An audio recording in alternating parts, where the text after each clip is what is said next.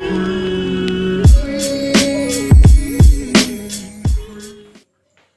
dear students, as you know we are doing chapter 10 employment and unemployment of Indian economic development.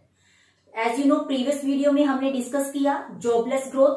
Jobless growth का मतलब होता है किसी भी कंट्री का ग्रो होना, किसी भी कंट्री में जीडीपी इंक्रीज हो रही है बट जीडीपी के इंक्रीज होने का रीजन एम्प्लॉयमेंट अपॉर्चुनिटीज नहीं है, बल्कि जो जीडीपी है वो किस वजह से इंक्रीज हो रही है, मॉडर्न टेक्नोलॉजी की वजह से. तो that's known as a jobless growth. एक हमने बात की थी informalisation of workforce, informalisation and casualisation of workforce. देखिए इनफॉर्मलाइजेशन ऑफ वर्कफोर्स का मतलब होता है फॉर्मल सेक्टर से इनफॉर्मल सेक्टर की तरफ शिफ्ट हो जाना. And casualisation it means workers two types के होते हैं. एक होते हैं कैजुअल वर्कर्स जो कि परमानेंट नहीं होते, एक होते हैं रेगुलर वर्कर्स. इट मींस अगर रेगुलर वर्कर्स की जो परसेंटेज है वो डिक्रीज हो जाए और जो कैजुअल वर्कर्स हैं जो डेली बेसिस पे काम करते हैं, ठीक है, उनकी जो पॉपुलेशन है, उनकी जो नंबर्स हैं, अगर वो इंक्रीज हो जाए तो that is known as the casualisation of workforce. So today we will discuss the next topic that is types of unemployment. It means India में जो अनएम्प्लॉयमेंट है वो कितने टाइप्स की है. उसको अनएम्प्लॉयमेंट को अगर हम कहें तो on the basis of area उसको टू पार्ट्स में डिवाइड किया गया. So let's start. Unemployment in India, unemployment in India को टू पार्ट्स में डिवाइड कर दिया गया, rural and urban. It means area के अकॉर्डिंग इसको टू पार्ट्स में डिवाइड कर दिया गया.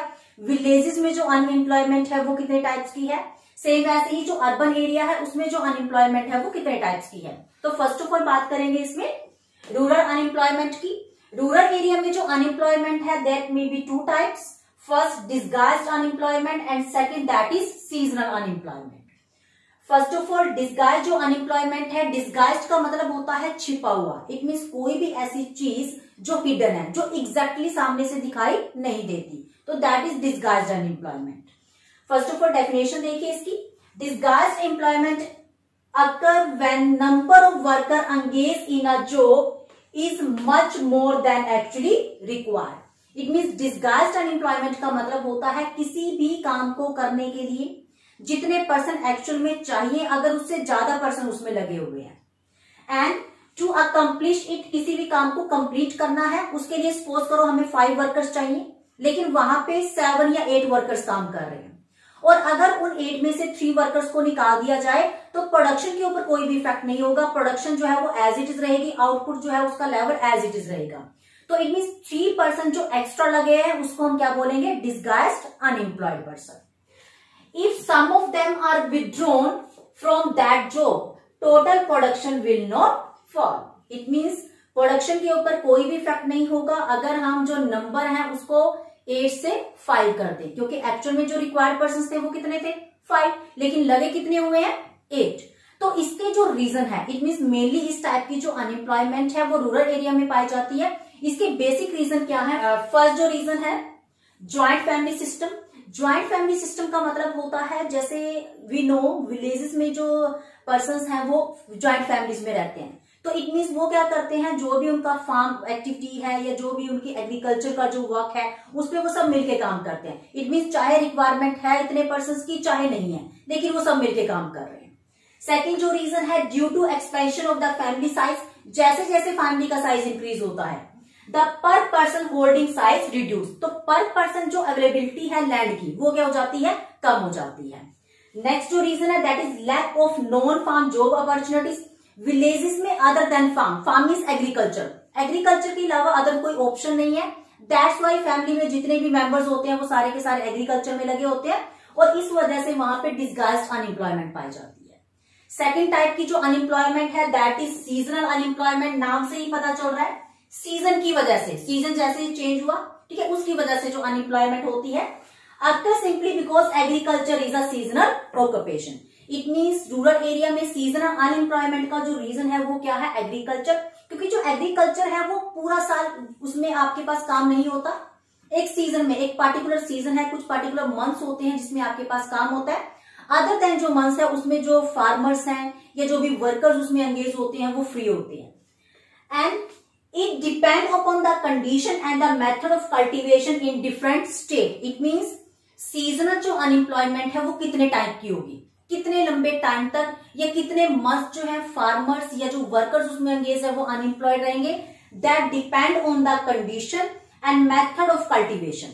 इट मीन सपोज करो अगर जो फार्मर्स हैं अगर 1 ईयर में सिर्फ एक ही क्रॉप की प्रोडक्शन कर रहे हैं तो मे बी हो सकता है वो 6 to 7 मंथ तक अनएम्प्लॉयड रहें, लेकिन हो सकता है वो 1 साल में 1 से ज्यादा क्रॉप की प्रोडक्शन कर रहे हो तो मे बी वो 3 to 4 मंथ जो है वो अनएम्प्लॉयड रहे। It means that depend on the method of cultivation in different states.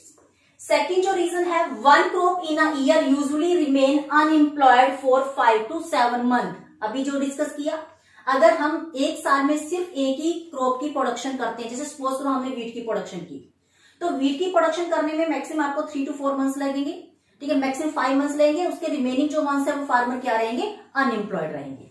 Next जो रीजन है, in rural area other than seasonal activities are sugar cane crushing या फिर ब्रिक टिन्स। इट मीन्स हो सकता है जो फार्मर्स हैं क्रॉप प्रोडक्शन के साथ कुछ अदर एक्टिविटीज हैं उसमें एंगेज हो, ठीक है, तो हो सकता है जो फार्मर्स हैं वो ओनली 3 to 4 मंथ्स के लिए अनएम्प्लॉयड रहे। इट मीन्स सीजनल जो अनएम्प्लॉयमेंट है उसकी कोई फिक्स ड्यूरेशन नहीं है, भी आप 3 मंथ्स के लिए अनएम्प्लॉयड हो या 4 मंथ्स के लिए अनएम्प्लॉयड हो, that depend on the method of cultivation या 1 साल में आप कितनी क्रॉप की प्रोडक्शन करते हो। So this is all about rural unemployment. Urban unemployment भी 2 टाइप्स की होती है, एक होता है industrial unemployment and second that is educated unemployment. So now we will talk about urban unemployment. As we know urban unemployment it means urban area में वो person जो कि unemployed हैं, जो काम करना चाहते हैं लेकिन उनके पास काम नहीं है। अर्बन एरिया में एम्प्लॉयमेंट एक्सचेंज होती है, एक ऐसी ऑर्गेनाइजेशन जहां पे उन पर्सन का नेम रजिस्टर्ड होता है जो काम करना चाहते हैं लेकिन उनके पास जॉब नहीं है। तो अगर हम बात करें 1961 से लेके 2016 के बीच में number of unemployed has increased more than 13 fold. It means 13 गुना ज्यादा पॉपुलेशन जो है, वर्कफोर्स जो है अनएम्प्लॉयड की वो इंक्रीज हुई है। इन 2016 32 लाख पर्सन ऐसे थे जो कि रजिस्टर्ड थे अनएम्प्लॉयमेंट एक्सचेंज में, एंड इन 2016 जो नंबर है वो इंक्रीज होकर कितना हो गया, 435 लाख। तो अर्बन एरिया में जो अनएम्प्लॉयमेंट है उसको भी 2 पार्ट्स में डिवाइड किया गया। एक होती है इंडस्ट्रियल अनएम्प्लॉयमेंट, नाम से पता चल रहा है इंडस्ट्रियल का मतलब होता है वो पर्सन जो कि इंडस्ट्रीज में काम करना चाहते हैं, ठीक है, माइनिंग में काम करना चाहते हैं। So it include illiterate person. Illiterate का मतलब होता है वो पर्सन जो एजुकेटेड नहीं है, who are willing to work in industries, mining, trade, transport या फिर कंस्ट्रक्शन एक्टिविटीज। वो पर्सन जो एजुकेटेड नहीं है और वो काम करना चाहते हैं किसी भी इंडस्ट्री में, किसी भी माइनिंग, ट्रेड, ठीक है, या फिर ट्रांसपोर्टेशन, कंस्ट्रक्शन, ऐसे वाली एक्टिविटीज में काम करना चाहते हैं। और अर्बन एरिया में इंडस्ट्रियल जो अनएम्प्लॉयमेंट है उसके क्या रीजन है, प्रिंसिपल जो कॉजेज हैं वो क्या है। फर्स्ट है rapid rise in population. As we know India में जो पॉपुलेशन है वो इंक्रीज हो रही है day by day, rural as well as urban area.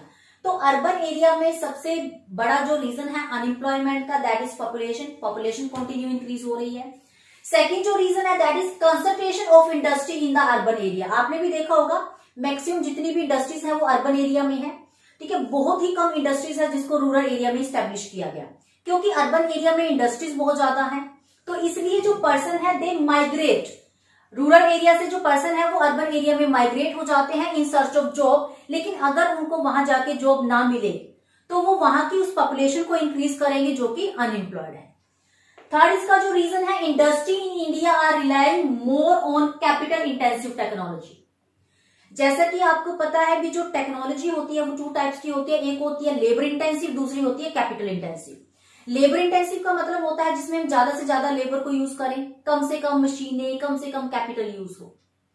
And capital intensive technique means वो टेक्निक जिसमें ज्यादा से ज्यादा कैपिटल, कम से कम लेबर यूज हो।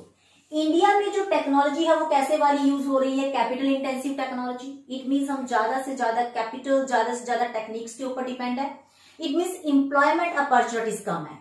सो these are the reason behind industrial unemployment. Second type की जो अनएम्प्लॉयमेंट आती है that is educated unemployment. Educated का मतलब होता है वो पर्सन जो पढ़े लिखे हैं, जिनके पास क्वालिफिकेशन है, डिग्री है, लेकिन उसके बाद भी जॉब नहीं है। So problem of unemployment among the educated people is quite grave. Grave का मतलब होता है जो डे बाय डे इंक्रीज होती जा रही है। अर्बन एरिया में एजुकेटेड अनएम्प्लॉयमेंट के जो नंबर्स हैं वो day by day continue increasing trend में है। And what are the reason behind that? सबसे फर्स्ट जो रीजन है that is expansion of educational institution like university, college and schools. India में school, college and university year by year continue increase हो रहे हैं, लेकिन जिस रेट से स्कूल कॉलेजेस इंक्रीज हो रहे हैं उस रेट से एम्प्लॉयमेंट अपॉर्चुनिटीज को जनरेट नहीं किया जा रहा है। दैट्स वाई हर साल नंबर ऑफ स्टूडेंट यहाँ एजुकेशन अपनी कंप्लीट करते हैं, लेकिन उसके अकॉर्डिंग क्योंकि जॉब अपॉर्चुनिटीज अवेलेबल नहीं है तो उसमें से कुछ ना कुछ पर्सन ऐसे हैं जो कि अनएम्प्लॉयड रह जाते हैं। सेकेंड इसका जो रीजन है, education system is degree oriented not job oriented. India में जो भी एजुकेशन है दैट इज डिग्री ओरिएंटेड, ठीक है, उसमें कोई स्किल वगैरह नहीं दी जाती। इट मीन्स हमारा जो एजुकेशन सिस्टम है वो स्किल ओरिएंटेड नहीं है, जॉब ओरिएंटेड नहीं है। भी आपने अपनी डिग्री कंप्लीट की, एजुकेशन आपने कंप्लीट की और उसके बाद अपना खुद से सेल्फ अपना कोई बिजनेस इस्टेब्लिश कर पाओ। सो एक इसका ये रीजन है। नेक्स्ट जो रीजन है, increase in employment opportunities less than size of educated labour force. जितने पर्सन हर साल एजुकेशन ले रहे हैं या जो अपनी एजुकेशन कंप्लीट कर रहे हैं उसके अकॉर्डिंग एम्प्लॉयमेंट जो अपॉर्चुनिटीज है वो इंक्रीज नहीं हो रही है। So these are the reason behind educated unemployment. तो हमने बात की rural unemployment and urban unemployment की। इसके बाद हम बात करेंगे other types of unemployment. It means कुछ अनएम्प्लॉयमेंट ऐसे वाली हैं जो rural as well as urban सभी एरियाज में पाई जाती है।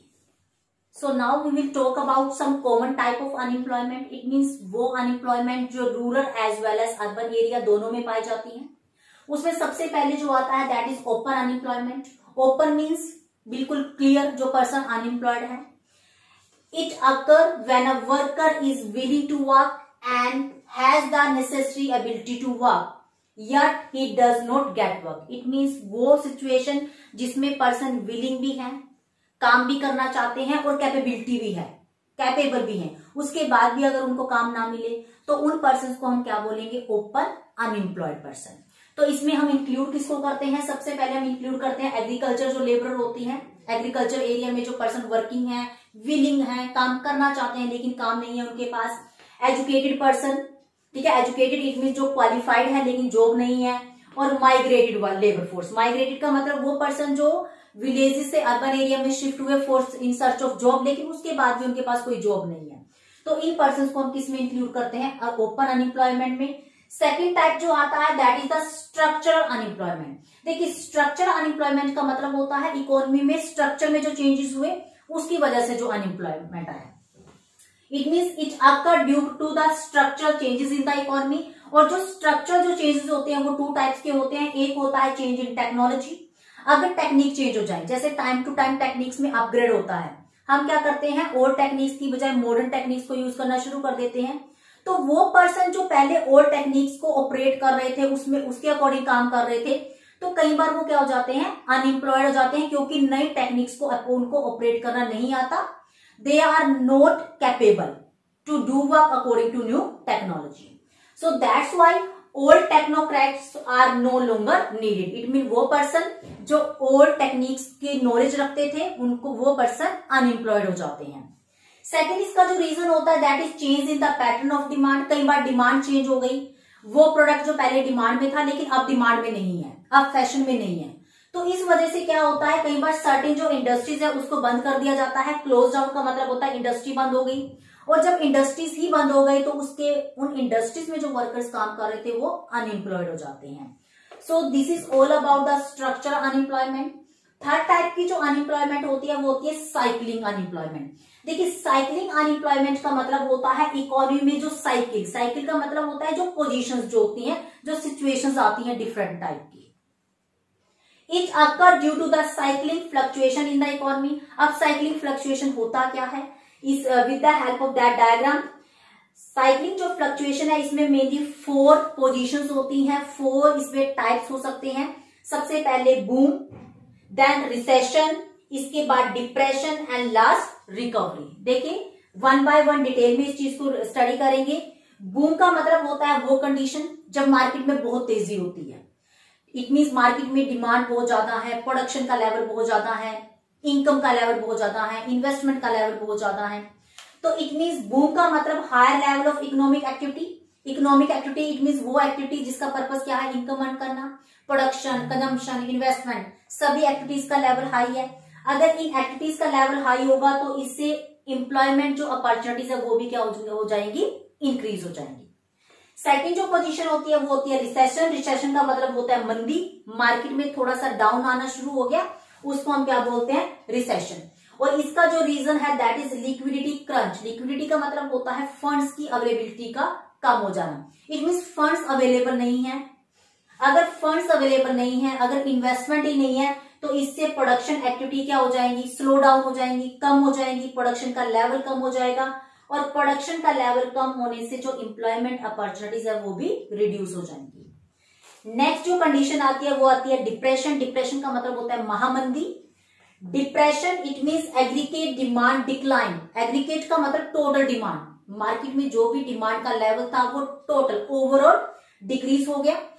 डिमांड डिक्रीज होने की वजह से आउटपुट मीन्स प्रोडक्शन डिक्रीज हो गई, और प्रोडक्शन के डिक्रीज होने की वजह से एम्प्लॉयमेंट का लेवल डिक्रीज हो जाएगा। लास्ट जो कंडीशन होती है दैट इज रिकवरी। रिकवरी का मतलब होता है वो सिचुएशन जब मार्केट खुद को कवर करना शुरू कर देती है, इट मीन्स उसमें इंप्रूवमेंट आनी शुरू हो जाती है। It means economic activities start picking up, production, consumption, investment, जो भी इकोनॉमिक एक्टिविटीज हैं वो एक बार फिर से रीस्टार्ट होना शुरू हो जाएंगी। फिर से रीस्टार्ट हो गई, इसकी वजह से आउटपुट और डिमांड का लेवल इंक्रीज हो गया, और आउटपुट और डिमांड का लेवल इंक्रीज होने की वजह से जो एम्प्लॉयमेंट अपॉर्चुनिटीज हैं वो इंक्रीज हो जाएंगी। इट मीन्स मार्केट में अनएम्प्लॉयमेंट का क्या लेवल है वो डिपेंड करेगा, बूम की कंडीशन है, रिसेशन है, डिप्रेशन है या फिर रिकवरी है। ठीक है, तो डिफरेंट सिचुएशन में अनएम्प्लॉयमेंट का जो लेवल है वो डिफरेंट टाइप्स का हो सकता है। So next type of common type of unemployment that is under employed. Under employment का मतलब होता है वो पोजीशन जिसमें कोई पर्सन या तो उसको फुल टाइम उसके पास जॉब नहीं है, या फिर जिस जॉब पे वो काम कर रहा है वो उसकी एबिलिटी के अकॉर्डिंग नहीं है। तो इट मीन्स अंडर एम्प्लॉयमेंट का मतलब क्या हुआ, it is a situation in which a worker does not get a full time job, he remain unemployed some months in a year और some are every day। It means आप जितना capable हो, जितना time आप काम कर सकते हो, अगर उसके अकॉर्डिंग आपको काम ना मिले। अगर हम बात करें according to national sample survey, तो 2 टाइप्स के अंडर एम्प्लॉयड होती है। एक होता है extremely under employed. Extremely under employed में हम उन पर्सन को इंक्लूड करते हैं who works only up to 28 hour a week। एक वीक में अगर एक पर्सन को मैक्सिमम 28 आवर के लिए काम मिल रहा है तो उसको हम किस में इंक्लूड करेंगे, एक्सट्रीमली अंडर एम्प्लॉयड में। सेकेंड जो टाइप आती है that is limited under employed. Limited का मतलब होता है वो person that works between 29 to 42 hour per week. एक वीक में उनके पास जो काम है वो मैक्सिमम 29 से 42 आवर के बीच में है, तो उन पर्सन को आप किसमें इंक्लूड करोगे, limited under employed. After that, according to international conference of labour statistic, condition of under employment. It means under employment की जो कंडीशन है वो क्या क्या हो सकती है। First, person engage in part time work but willing full time job. It means कोई भी पर्सन फुल टाइम जॉब करना चाहता है लेकिन उसके पास डेली 3 to 4 आवर के लिए ही काम है। या फिर if income of the person increase after shifting to the other occupation, at present वो जहां पे वर्किंग है अगर उसको वहां से हटा के किसी अदर जॉब पे शिफ्ट कर दिया जाए तो उसकी जो इनकम है वो इंक्रीज हो जाएगी। इट मीन्स वो कैपेबल है इससे बेटर जॉब करने के लिए, लेकिन एट प्रेजेंट उसको उसकी कैपेबिलिटी के अकॉर्डिंग उसके पास जॉब नहीं है। तो ये 2 टाइप की कंडीशन हो सकती है इसमें। अंडर एम्प्लॉयमेंट को 2 पार्ट्स में डिवाइड किया गया। 2 टाइप्स होते हैं इसके, एक होते हैं विजिबल अंडर एम्प्लॉयमेंट, एक होता है इनविजिबल अंडर एम्प्लॉयमेंट। देखिए, विजिबल अंडर एम्प्लॉयमेंट का मतलब होता है people work less than the standard hour of work in a day. Suppose करो अगर हम स्टैंडर्ड आवर ले लें 8 आवर, अगर एक पर्सन को डेली 8 आवर वर्क ना मिले, he is working only up to 3 to 4 hour या फिर 5 आवर, तो उस पर्सन को हम किसमें इंक्लूड करेंगे, विजिबल अंडर एम्प्लॉयमेंट में। विजिबल का मतलब जो क्लियर कट दिख रहा है, जो दिखाई दे रहा है। ठीक है, आप 8 आवर काम करने के लिए तैयार हो लेकिन आपके पास 3 या 4 आवर के लिए काम है पर डे, तो आपको इंक्लूड किसमें किया जाएगा, विजिबल अंडर एम्प्लॉयमेंट में। सेकंड होता है इनविजिबल। इनविजिबल का मतलब अदृश्य, जो दिखाई नहीं दे रहा है। पीपल वर्क फुल टाइम, आप फुल टाइम काम कर रहे हो, but their income is not proportionate to their ability.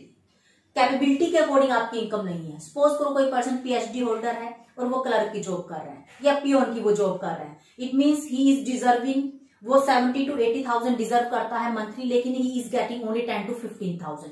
तो उस पर्सन को हम किसमें इंक्लूड करेंगे, इनविजिबल अंडर एम्प्लॉयमेंट में। So this is all about the under employment. Last जो टाइप आती है दैट इज फ्रिक्शनल अनएम्प्लॉयमेंट। देखिए फ्रिक्शनल का मतलब होता है थोड़ा सा पार्ट, कुछ टाइम के लिए, कुछ मंथ्स के लिए या कुछ डेज के लिए अगर अनएम्प्लॉयड हो जाते हैं तो उसको हम क्या बोलते हैं, frictional unemployment. And it occur due to the imperfection in the mobility of the labour force. Immobility का मतलब होता है जब लेबर एक जगह से दूसरी जगह पे शिफ्ट करती है, तो इस वजह से अनएम्प्लॉयड अगर वो हो जाए तो उसको हम क्या बोलेंगे, फ्रिक्शनल अनएम्प्लॉयमेंट। और मेनली इसमें हम एग्जांपल लेते हैं जो वर्किंग लेडीज हैं गेटिंग मैरिड। इट मीन जैसे सपोज करो कोई लेडी काम कर रही है, उसकी मैरिज हो गई, या फिर ड्यू टू माइग्रेशन आप एट प्रेजेंट हरियाणा में रह रहे हो, ड्यू टू एनी रीजन आप हरियाणा से पंजाब में शिफ्ट हो गए, तो उस वजह से आप 3 to 4 मंथ्स के लिए या 1 मंथ आपको जॉब सर्च करने में लग गया, तो उसको हम क्या बोले, फ्रिक्शनल अनएम्प्लॉयमेंट। ठीक है, फ्रिक्शनल का मतलब कुछ टाइम के लिए, कुछ पार्ट के लिए आप अनएम्प्लॉयड हो गए। So this is all about types of unemployment in rural as well as urban and common type of unemployment. In the next video we will discuss about the causes of unemployment, unemployment के reason क्या है and what are the consequences. Consequences का मतलब उसके effects क्या हैं. So till then keep watching the video, revise this concept, learn this concept. Thank you dear student, thank you so much.